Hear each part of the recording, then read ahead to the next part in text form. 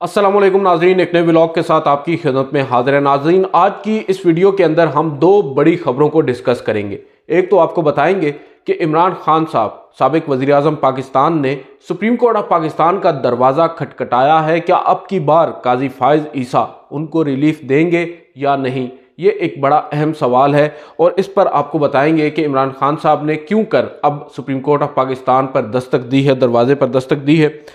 जो दूसरी बड़ी खबर है वो जबरी गुमशुदगियों का मामला है। 9 मई के बाद आपको मालूम है पाकिस्तान में क्या कुछ हो रहा है, और इस हवाले से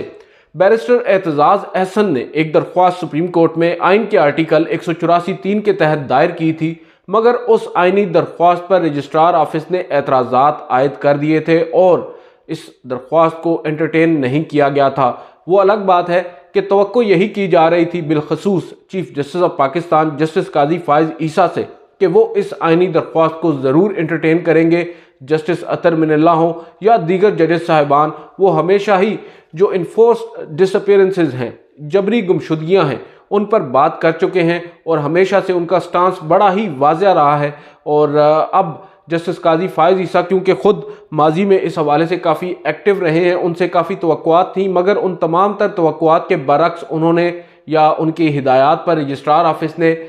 ऑब्जेक्शंस आयद किए, ऑब्जेक्शंस लगाए और उनकी दरख्वास्त को वापस भेज दिया। अब बैरिस्टर एतजाज़ अहसन एक मरतबा फिर मैदान में आ गए हैं और अब की बार हमें नज़र आ रहा है कि एतजाज़ अहसन साहब मीन्स बिजनेस, और उन्होंने जो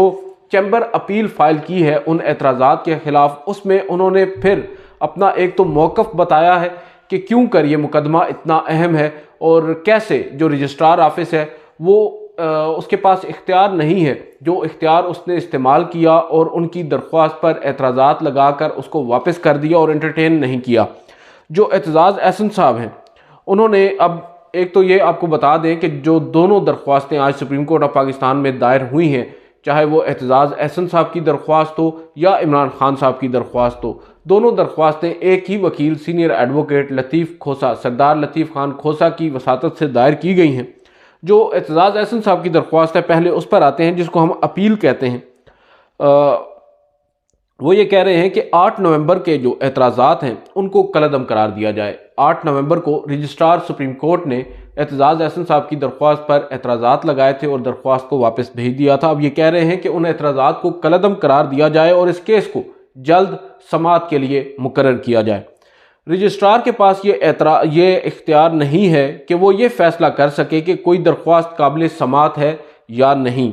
सुप्रीम कोर्ट के 1980 के रूल्स के तहत किसी दरख्वास्त के काबिल समाअत होने का तयन या उसका जो इख्तियार है वो अदालत का होता है, रजिस्ट्रार ऑफिस का नहीं। और यही ऑब्जर्वेशन 2 रोज़ कबल सुप्रीम कोर्ट के ही एक फाजिल जज जस्टिस याह्या अफरीदी ने दी है, जब उनके सामने एक और दरख्वास्त आई, चैम्बर अपील आई, जो अफ़गान शहरियों को मुल्क से बाहर भेजने की, मुल्क बदर करने की एक दरख्वास्त थी, आइनी दरख्वास्त। फ़रतुल्लाह बाबर, मोहसिन दावड़ और दीगर कई दरख्वास्त गुजार थे, सेनेटर्स थे जिनके दस्तखत थे उस दरख्वास्त पर, मगर उस पर भी इसी तरह के एतराज़ात लगा दिए गए थे और उन एतराज़ात पर उन्होंने एक चैम्बर अपील फाइल की थी जो जस्टिस याह्या अफरीदी के चैम्बर में लगी। और जस्टिस याह्या अफरीदी के नज़दीक ये इतना ओपन एंड शट केस था कि उन्होंने जो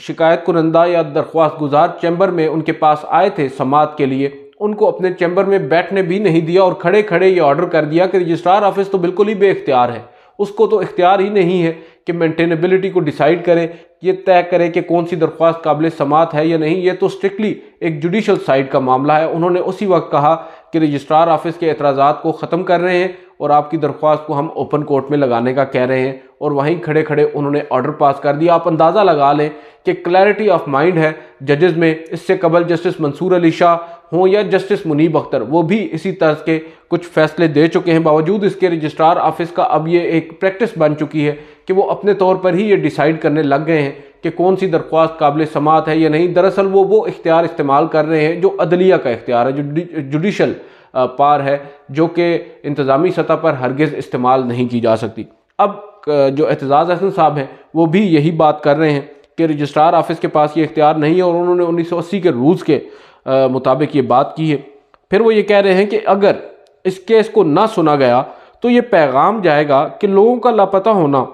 मफाद आमा का मामला नहीं है। ये बड़ी एक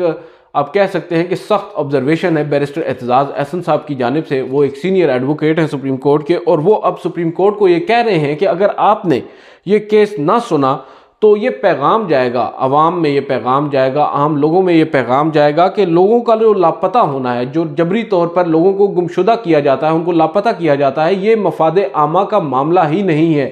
ये एक बड़ी उन्होंने तल्ख बात की है, मगर बज़ाहिर तासुर जो एतराज़ात थे उनसे यही मिलता है। शायद इसी वजह से जो बैरिस्टर एतजाज़ एहसन है वो मजबूर हुए हैं ये बात कहने पर। और फिर वो ये कह रहे हैं कि रजिस्ट्रार ऑफिस ने जिस अदालती फ़ैसले का हवाला दिया है वो अदालती फ़ैसला भी गैर मुतलका है। जो रजिस्ट्रार ऑफिस है उसने एक अदालती फ़ैसले का हवाला दिया था और उस हवाले की बुनियाद पर उन्होंने ये एतराज़ात आयद किए थे, जिसको अब बैरिस्टर एतजाज़ एहसन गैर मुतलका कह रहे हैं।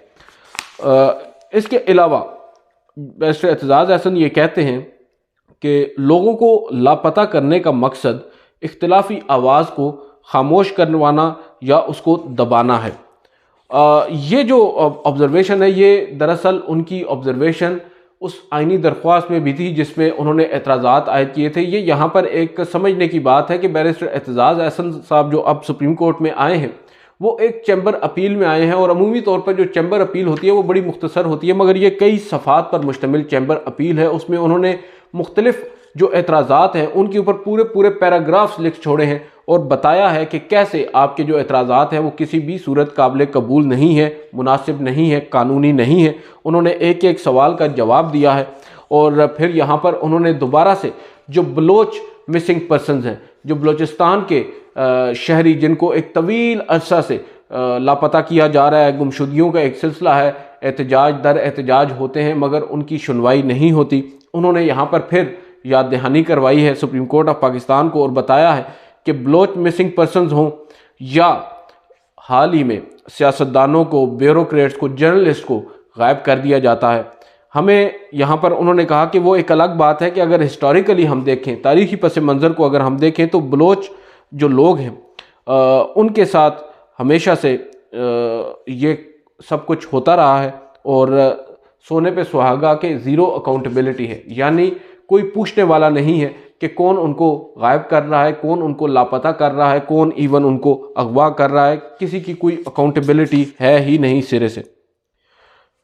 इसके बाद वो ये कह रहे हैं कि जो फैमिलीज़ हैं, जो अहले खाना है उन लापता अफराद के, उनको बिल्कुल ही अंधेरे में रखा जाता है कि उनको ये तक नहीं मालूम होता कि वेयर अबाउट्स कहाँ हैं उनके उस अजीज़ के जिसको लापता किया गया है, वो उसको कहाँ रखा गया है, किन हालात में रखा गया है, या वो ज़िंदा है भी या नहीं, किसी को कुछ पता नहीं होता।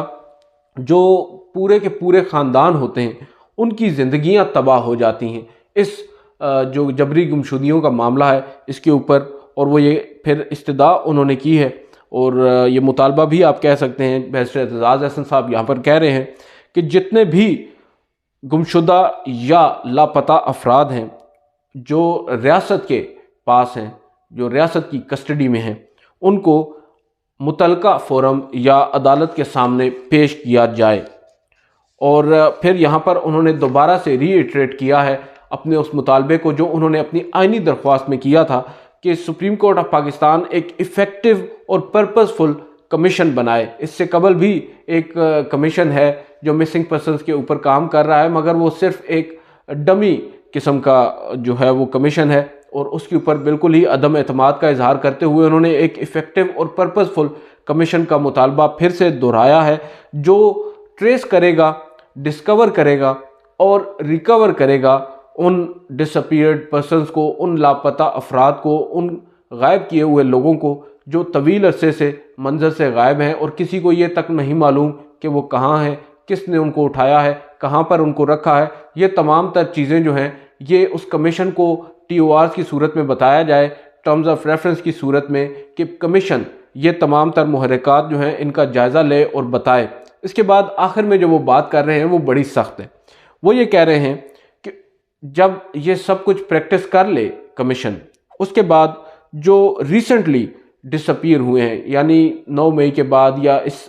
तमाम तर दौरानिए में जो लोग लापता हुए हैं और फिर दोबारा से मंजर आम पर आ गए हैं, उन लोगों से पूछा जाए और उन लोगों से कहा जाए कि उन लोगों की आइडेंटिटीज़ को डिस्क्लोज़ करें जो उनके कैप्टर्स हैं, यानी जिन लोगों ने उनको हिरासत में रखा, जिन लोगों ने उनको जबरी तौर पर गुमशुदा किया, लापता किया, अगवा किया, चाहे कुछ भी किया मगर गैर कानूनी तौर पर किया, उनके बारे में उनकी निशानदेही होनी चाहिए कि कौन है वो लोग जो इनको लापता कर रहे हैं। अगर ये सवाल भी कमीशन के सामने रखा जाता है तो ऑब्वियसली बहुत से जवाबात मिलेंगे, मगर ये अलग बात है कि ये सवाल पूछने की ज़रूरत हम में से कम किसी में नहीं है। जस्टिस काजी फ़ाइज़ ईसा नो डाउट एक बड़े ही ऑनरेबल जज हैं और वो कभी भी कम से कम मैं ये समझता हूँ कि पॉपुलर साइड पर नहीं जाते। उनके मुताबिक जो आइन और कानून की रोशनी में बेहतर होता है वो वही करते हैं और तवक्को हमारी कम से कम उनसे यही है कि वो इस जो इन्फोर्स डिसअपीयरेंसेस का मामला है इसको टेकअप करेंगे। वंस एंड फॉर ऑल इस मामले को हल होना होगा। और तमाम तर मैं ये बात आज इस एतजाज़ अहसन साहब की दरख्वास्त के पेश नज़र नहीं कर रहा। जब जस्टिस काजी फ़ाइज़ ईसा चीफ जस्टिस नहीं बने थे उस वक्त भी ये बात होती थी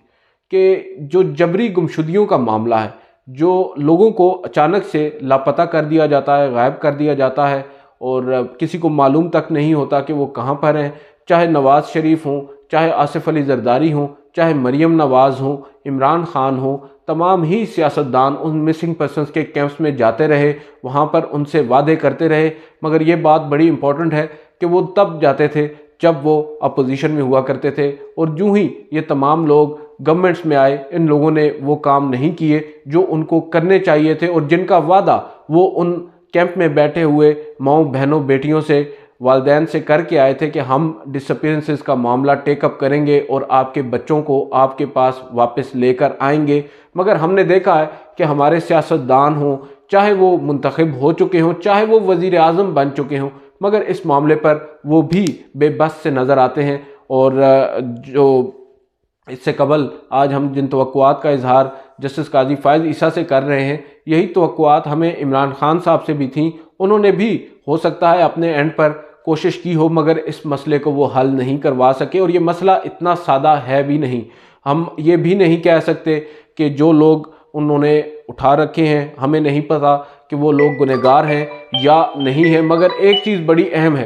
कि ये तय करना अदालतों का काम है, ये तय करना किसी एक इदारे का काम नहीं है, किसी एक कानून नाफिज करने वाले इदारे का नहीं है कि जिसने महज शक की बुनियाद पर किसी शख्स को उठा लिया। और इस तमाम तर मामले को जो असल बुनियाद है, जो असल मुद्दा है, जो अक्सर आप कह सकते हैं मुतालबा है, वो तमाम तर लोगों का यही होता है कि उन लोगों को अदालतों के सामने पेश किया जाए। अगर उनके खिलाफ कोई शवायद हैं तो वो पेश किए जाएँ और उसके बाद उनको, अगर वो गुनहगार हैं तो सज़ा होनी चाहिए, अगर वो बेगुनाह हैं तो उनको बाइज़्ज़त तौर पर बरी किया जाना चाहिए। मगर अब जस्टिस काजी फ़ाइज़ ईसा आए हैं, तमाम तर लोगों ने उनसे तवक्कुआत वाबस्ता कर रखी हैं कि हो सकता है वो, क्योंकि माजी में जिस तरह के फैसले जस्टिस काजी फ़ाइज़ ईसा देते आए हैं, जिस तरह स्टेटस को उन्होंने चैलेंज किया है, जिस तरह रियासती इदारों के दबाव में आकर वो फैसले नहीं करते, इस तरह उनसे तवक्को थी कि वो इस मामले को, बल्कि वो ही इस मामले को उठाएंगे और इस पर बात करेंगे। मगर बहरहाल अभी तक तो जस्टिस काजी फ़ाइज़ ईसा ने इस मामले पर अपनी नज़र नहीं दौड़ाई। दूसरी जानिब वो भी काफ़ी मसरूफ़ हैं, बहुत से मामलात हैं जिनमें उलझे हुए हैं। हो सकता है जब ये मामला अब फाइनली उनके सामने जाएगा चैम्बर अपील के बाद, तो फिर वो इस मामले को भी समाअत के लिए मुकर्रर करें और इस मामले को वंस एंड फॉर ऑल हल करें। जो दूसरा अहम केस है वो अब नैब में जो 190 मिलियन पाउंड का केस है, आपको मालूम है ये वो केस है जिसमें इमरान खान साहब को इस वक्त अडयाला जेल के अंदर ही गिरफ्तार किया हुआ है नैब ने। और उन्होंने अब इस 190 मिलियन पाउंड केस के अंदर ज़मानत के लिए सुप्रीम कोर्ट में अपील फ़ाइल कर दी है। लतीफ़ खोसा साहब ने ये अपील फ़ाइल की है और बुनियादी तौर पर उन्होंने इस्लामाबाद हाई कोर्ट का वो फ़ैसला चैलेंज किया है जिस फैसले में इस्लामाबाद हाई कोर्ट ने उनकी जो ज़मानत है उसको बरकरार, उनकी ज़मानत मंजूर नहीं की थी। और यहाँ पर जो लतीफ़ खोसा साहब हैं इस दरख्वास्त में बता रहे हैं कि इमरान खान को तोशाखाना केस में इमरान खान साहब गिरफ़्तार थे और ट्रायल कोर्ट ने अदम हाज़िरी पर ज़मानत खारिज कर दी थी। यानी एक शख्स जो एक दूसरे मुकदमे में कैद है अदालत के सामने मौजूद है, अदालत के सामने नहीं बल्कि आप कह सकते हैं कि जेल में कैद काट रहा है, उस शख्स को एक केस के अंदर अदम हाज़िरी की बुनियाद पर उसकी दरख्वास्त से ज़मानत खारिज कर दी जाती है, जो कि एक इंतहाई भोंडी सी हमें एग्जाम्पल नज़र आती है। क्योंकि मालूम है, किसी भी अदालत को ये मालूम होता है कि अगर एक शख्स किसी भी मुकदमे में गिरफ्तार है और वो रियासत के कब्ज़े में है, रियासत की हिरासत में है, तो वो कैसे अदालत के सामने पेश होगा अनटिल एंड अनलेस वो रियासत, वो हुकूमत, वो तमाम तर जो हुकाम हैं वो उनको ख़ुद पेश कर दें अदालत के सामने। उनके पास तो इख्तियार नहीं है बतौर एक कैदी के, इमरान खान साहब के पास, कि वो एक दूसरे मुकदमे में ज़मानत की दरख्वास्त है तो उसमें जाकर ख़ुद पेश हो जाएं। अपनी ख्वाहिश के मुताबिक तो वो कुछ नहीं कर सकते, वो तो कैद हैं। बावजूद इसके उनकी दरख्वास्त ज़मानत को खारिज किया जाता है और इस्लामाबाद हाई कोर्ट ने भी जो उनकी दरख्वास्त ज़मानत थी उसको खारिज करने का जो फ़ैसला था ट्रायल कोर्ट का, उसको बरकरार रखा। ये बड़ा एक आप कह सकते हैं कि हैरान कुन बात है। उसके बाद अब वो ये कह रहे हैं कि हाई कोर्ट का जो फ़ैसला है उसको कलअदम करार देकर इमरान खान साहब की जो ज़मानत है उसको बहाल किया जाए, क्योंकि उससे कबल भी इमरान खान साहब को ज़मानत मिल रही थी। लेकिन जब वो गिरफ़्तार हुए और फिर ये मुकदमा जब समाअत के लिए मुकर्रर हुआ तो हमारे जज साहिबान को शायद ये बात अच्छी नहीं लगी कि इमरान खान साहब जेल में क्यों हैं, वो हमारे सामने क्यों नहीं आए, और उन्होंने महज इस बुनियाद पर इमरान खान साहब की दरख्वास्त ज़मानत को खारिज कर दिया था। अब सुप्रीम कोर्ट ऑफ पाकिस्तान में ये मामला आया है। बज़ाहिर तो एज ए स्टूडेंट हमें तो लगता है बड़ा ओपन एंड शट केस है। ऑब्वियसली जब सुप्रीम कोर्ट में मामलात आते हैं, अदालत सवाल उठाती है और फिर उन सवालात के जवाबात में चीज़ें सामने खुलकर आती हैं तो मालूम होता है कि असल माजरा क्या है। अब देखेंगे ये केस जब सामने आएगा और मोस्ट प्रोबेबली सुप्रीम कोर्ट का कमरा अदालत नंबर 2 में बैठने वाला 3 रुकनी बेंच ही इस मामले को भी सुनेगा। फौजदारी का ये केस है और आपको मालूम है सुप्रीम कोर्ट की 3 रुकनी उस कमेटी ने जो हमेशा बेंचेस की तश्कील और मुकदमात की समाअत को मुकर्रर करने के लिए बैठती है, जिसमें चीफ जस्टिस काजी फायज़ ईसा है, जस्टिस सरदार तारिक मसूद हैं और जस्टिस एजाजुल एहसन हैं। वो फैसला कर चुके हैं कि फौजदारी के केसेस जस्टिस सरदार तारिक मसूद, जस्टिस याया अफरीदी और जस्टिस आयशा मलिक पर मुश्तमिल 3 रुकनी बेंच ही सुनेगा। इससे कबल जो साइफर केस है उसके अंदर 2 मुख्तलिफ दरख्वास्तें इमरान खान साहब की, उन पर समाअत एक हो चुकी है। अब देखते हैं आइंदा समाअत उस पर कब होगी और अब यही बेंच मुमकिन तौर पर इस अपील पर भी समाअत करेगा। दूसरी जानिब एतजाज़ एहसन साहब की जो दरख्वास्त है उस पर इस वक्त तमाम तर लोगों की नज़रें लगी हुई हैं कि चैम्बर में अव्वल तो किस फाजिल जज के चैम्बर में ये दरख्वास्त समाअत के लिए मुकर्रर होती है और फिर क्या वो फाजिल जज इन एतराज़ात को बरकरार रखते हैं या फिर इनको ख़त्म करके ओपन कोर्ट में मामला फ़िक्स करने का कहते हैं। आज की इस वीडियो से इतना ही, इजाज़त दीजिए। अल्लाह हाफ़िज़।